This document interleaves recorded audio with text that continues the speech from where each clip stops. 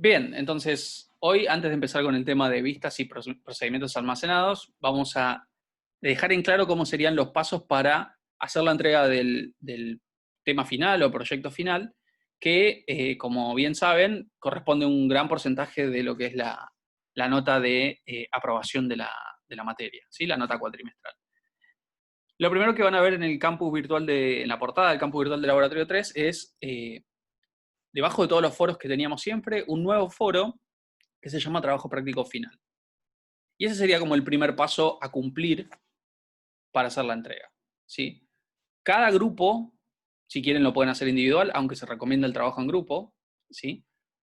Va a ser un tema de discusión acá con el asunto del tema, podría ser el nombre o tópico del proyecto que van a resolver. Puede ser el mismo de programación 3, de hecho lo recomendamos con el profesor de programación 3, utilizar el mismo sistema que tienen como trabajo final ahí, para que, conectado a la base, sea el trabajo práctico final de Laboratorio 3. Aquí van a poner entonces, en este caso un compañero de ustedes ya puso un tema, el tema va a ser un sistema de taller, ¿bien? Y dentro de este post lo que van a tener que poner es el tema, la temática, y los integrantes del grupo. Esto tiene que quedar muy claro en un principio. Luego, en ese mismo hilo de conversación, se van a agregar cosas como el DER, algo que ya saben realizar, ¿sí? Un DER de toda la base de datos. La base de datos obviamente va a tener que estar normalizada con los conceptos que vimos al principio del cuatrimestre. Y también lo que va a tener es obligatoriamente el tema de vistas y procedimientos almacenados que vamos a ver hoy. ¿Bien? Esas son cuestiones que tiene que tener. Y eso se va a ir debatiendo, ¿sí? En este hilo de conversación que cada grupo va a iniciar. Yo voy a participar ahí recomendando modificaciones a un DER que no se encuentre normalizado, por ejemplo, o en un sistema que es muy grande, yo les podría recomendar hacerlo más acotado por una cuestión de tiempos. O sea, voy a opinar en ese sentido, voy a pedir modificaciones cuando lo considere necesario, y vamos a acordar qué vistas y procedimientos almacenados va a tener el sistema. Una vez que eso esté desarrollado, me pueden escribir en este mismo foro o me pueden mandar un mail, y lo que vamos a acordar es una fecha y hora para hacer la defensa, y la defensa la vamos a hacer a través de Zoom, ¿sí? O de Google Meet, lo que sea más apropiado. En la defensa sería ideal que puedan contar con un micrófono y una cámara, y ahí lo que vamos a hacer es, me van a comentar cómo está hecho su sistema, probablemente ya tengan la aplicación que se conecte a la base de datos y consuma a las vistas y los procedimientos almacenados. Si no lo tienen, pueden presentar un prototipo del sistema, es decir, un sistema, una aplicación no terminada, pero sí que se conecte a la base de datos y resuelva el reporte en la vista y algún procedimiento almacenado como habíamos acordado en el enunciado del trabajo práctico. Luego yo les voy a hacer preguntas individuales que van a tener que responder en el momento a modo de defensa, y con eso tendríamos la nota del trabajo final, ¿sí? Así que son pocas instancias, pero que yo les recomiendo que las empiecen ya desde ahora, ¿bien? Desde pensar la base de datos a codificar la aplicación, ¿sí? Eso es algo que se va a relacionar más con la materia de programación 3, el tema de la codificación. Ustedes van a decidir si luego la aplicación va a ser una aplicación de escritorio o una aplicación web, ¿sí? Pero eso es algo que incumbe a la materia de programación 3. Yo lo que necesito es una aplicación cualquiera sea su tipo, que se conecte a una base de datos. Al punto de que si es una aplicación de consola que se conecta a la base de datos, a mí me da igual, ¿sí? Si ustedes conectan una aplicación de consola que muestre una vista o trabaje con un procedimiento almacenado desde la consola, por mí está bien. Pero ya que están, me imagino que lo van a acoplar al sistema de programación 3 y no creo que ahí hagan una aplicación de consola, ¿sí? Así que bueno, esos serían los pasos. Yo les diría que comiencen desde ahora. No sé si alguien tiene alguna consulta de cómo se debería proceder. Yo esto lo grabé y lo voy a subir, así les queda bien claro cuáles son los pasos y qué es lo que tienen que hacer. Pero bueno, después cualquier cosa lo puedo... Si se puede hacer solo el TP de manera individual, sí. No sé si esa es la pregunta, Guillermo. Sí, se puede hacer de manera individual.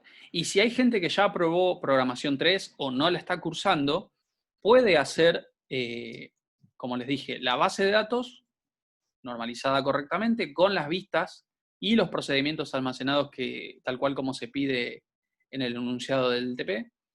Y solo hacer una pequeña aplicación que se conecte a esa base y demuestre el funcionamiento de la vista y el procedimiento almacenado. No tiene que hacer todo el sistema que resuelva todo, ¿sí? Eso es importante si ya tienen la materia de programación 3 aprobada o no la están cursando, ¿sí? Porque recuerden que acá lo que nos interesa más es la base de datos, ¿sí? Bien, ¿alguna pregunta?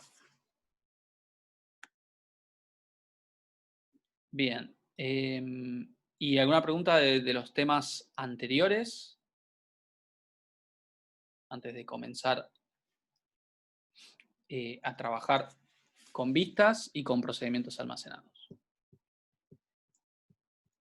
Ok, bueno, lo ideal, entonces, lo ideal sería que la parte de consultas de selección la manejen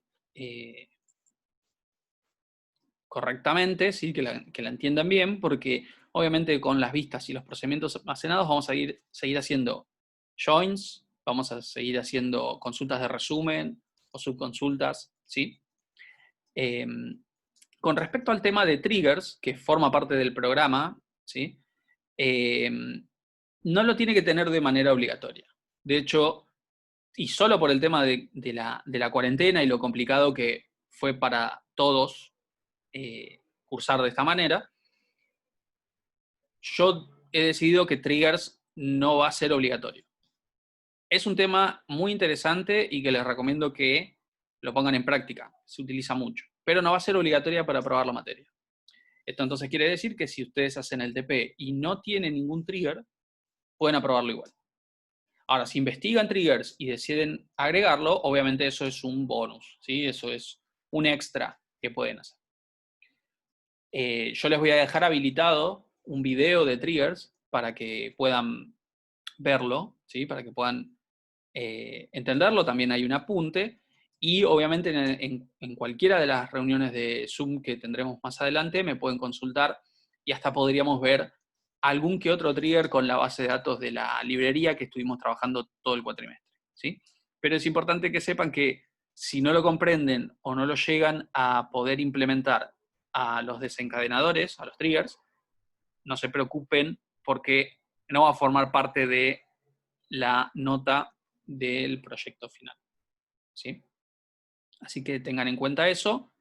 Triggers es muy útil, está bueno conocerlo, pero no es obligatorio. Y también hay otro tema más conceptual, ¿sí? No es un elemento de la base de datos, pero es un concepto importante, que son las transacciones, que también, al igual que los triggers, de no utilizarlos en el proyecto final, no son obligatorios, ¿sí? Son recomendables que los conozcan como programadores, ¿sí? Pero no son obligatorios. Y más adelante, sobre todo si cursan la carrera de TCCI, van a verlo seguro, van a reforzar el tema de triggers y de transacciones. Así que en ese sentido no se preocupen, ¿sí? Quiere decir que ahora ustedes van a poder decidir hasta dónde hacer con el tema de los elementos que van a usar en el TP final. Si quieren usar transacciones y triggers, genial, yo los voy a ayudar. Vamos a tener reuniones de Zoom de consulta, ¿sí? Donde no vamos a explicar nada nuevo, sino consultar. Y si ahí de muchos surge la necesidad de ver algún ejemplo de transacción o de triggers, los vemos, no hay ningún problema, ¿sí? Sí, claro, para implementar pagos, para un montón de cosas, las transacciones son muy útiles y los triggers sirven también mucho para automatizar cosas. Cada vez que ustedes en un sistema se encuentren diciendo, si ocurre X evento, entonces tiene que pasar o desencadenarse X tarea, entonces probablemente lo puedan resolver con un trigger. Un trigger, ¿sí? Sobre todo si es en la base de datos. Sobre todo si es algo que tiene que impactar en la base de datos. Bien, entonces esto es más o menos lo que quedaría en el resto de las clases, ¿sí? Cada vez falta menos, así que sería importante que los que consideren que les falta afinar algunos conceptos se pongan, ¿bien? Así llegan bien con el trabajo final. Y bueno, tendríamos que entonces ahora arrancar, después de haber visto todos los temas de consultas de selección, con vistas y procedimientos almacenados. ¿Les parece? Bueno. Bien, y dentro de todo se hicieron las 6:30, que era la hora en que solemos arrancar, así que dentro de todo no vamos a empezar tan temprano. Voy a dejar de compartir acá y lo que voy a hacer es compartir toda la pantalla.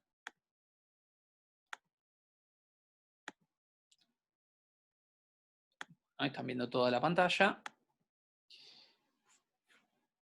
Y grabando, estoy grabando, así que, bien, yo por acá tengo un pequeño PDF como para iniciar el tema, ¿sí? Pero obviamente va a ser bien práctico, lo vamos a ver con ejemplos de la librería, que es una base de datos que conocen, pero a modo de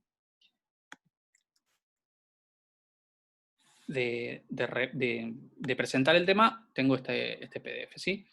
Entonces, vistas y procedimientos almacenados, ¿sí? Son dos objetos, esperen que justo está pasando un...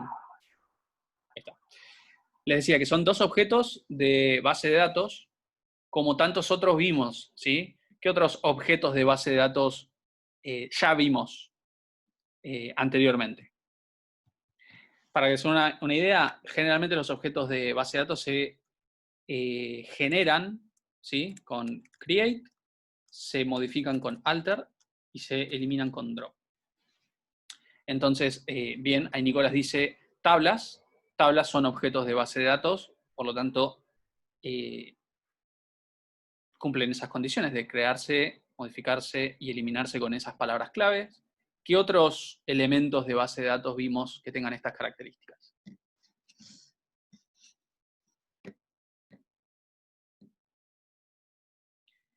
Sí, columnas también se pueden crear, también se pueden agregar restricciones, ¿sí? A una, a una tabla.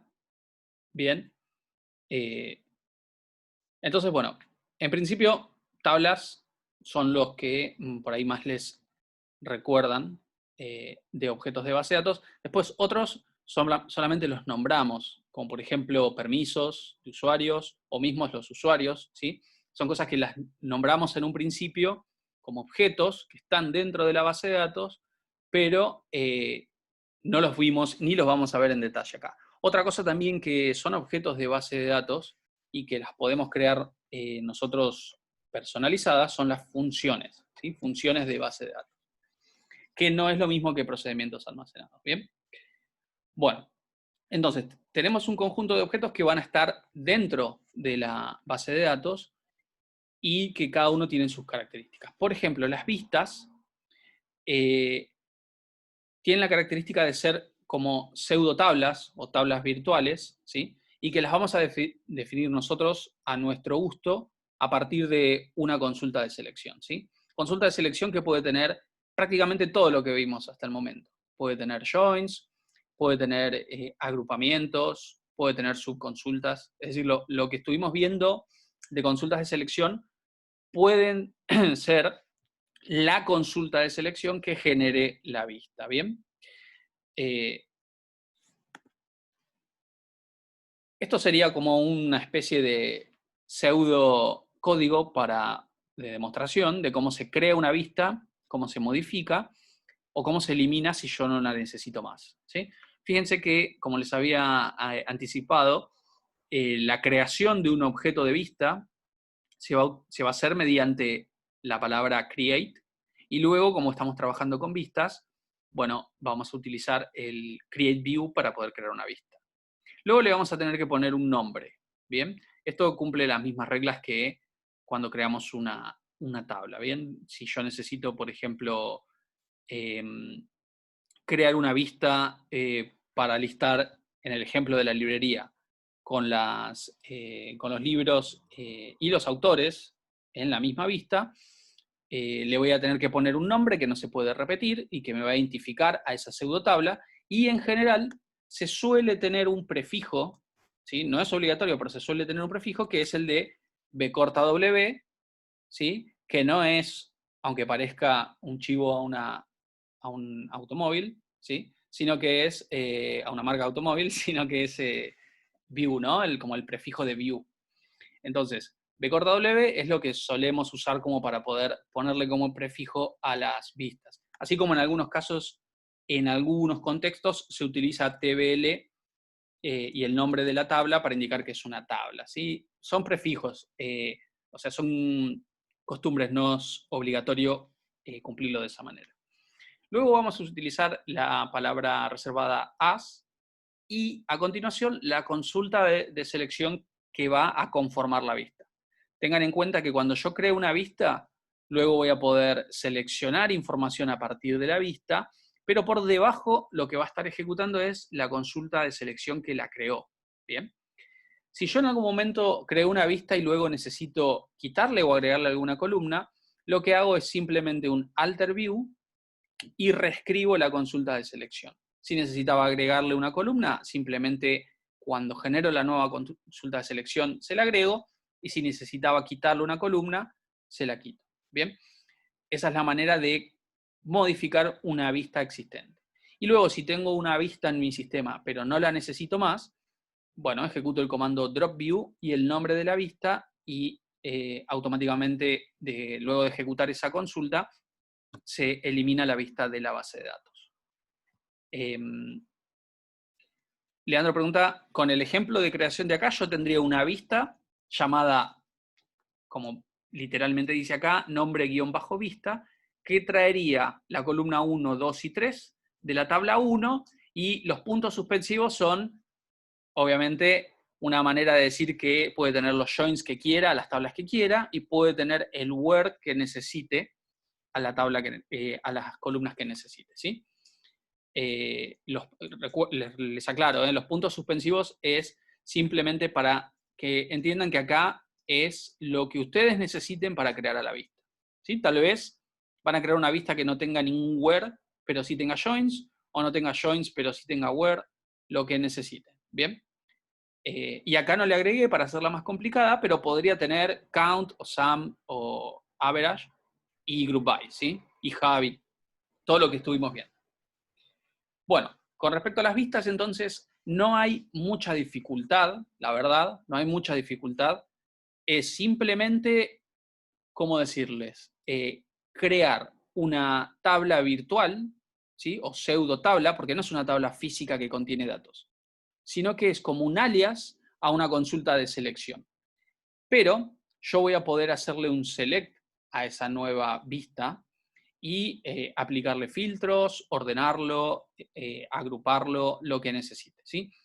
Incorporo un nuevo objeto que tiene las características de una tabla sin serlo. Bien.